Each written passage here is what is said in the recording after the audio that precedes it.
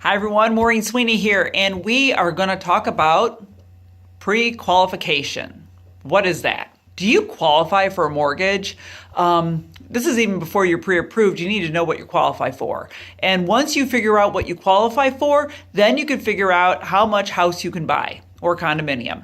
Why? Because you need to know how much money you can borrow versus just wasting everybody's time and looking at houses and then realizing like, oh my goodness, I love that property that cost $500,000, but I only qualify for $30,000. So let me tell you what you actually are going to need for pre-qualification. You're going to need a lot of documents, like a lot of documents. Okay, so first of all, you need to show your proof of income. This is where the documents show up. You're going to need 30 days of pay stubs, year-to-date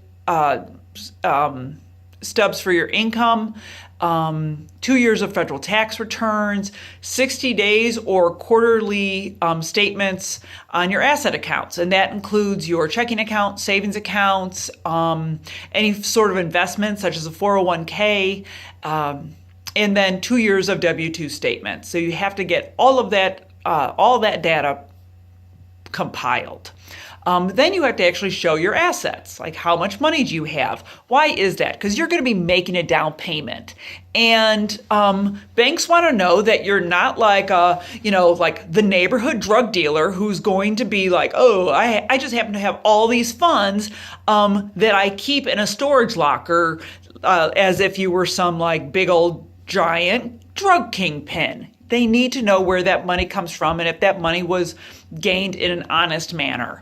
And they also want to make sure that you can pay your closing costs, that you could pay, they want to know if you could pay them back and and if you could pay. So if, let's say, for example, that you are a crazy person like me and you tend to take your money and just shove it into your mattress, or that you have like coffee cans full of cash, if that's the case, then you're going to have to open a deposit somewhere and document these funds, because there are federal guidelines that must be met by the bank.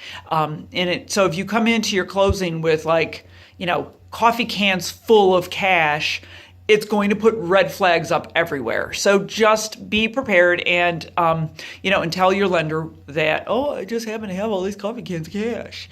And then they're going to give you some recommendations as to how you can what the steps you can take to not make it seem as if you're like the neighborhood drug kingpin.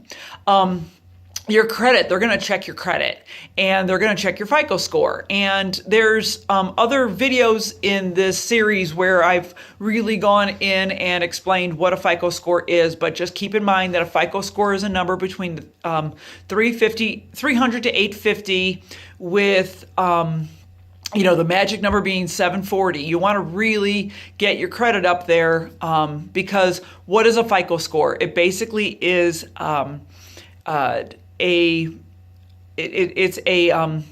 is it again? Oh, this is what it is. I just had like a little brain fart for a second.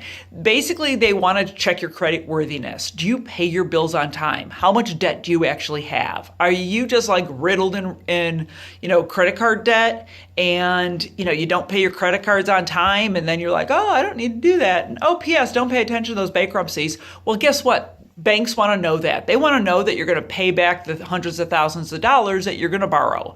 And so that they look at your credit. You have investment credit installment credit and revolving credit. Further, they want to see if you have a job. So they're going to verify your employment.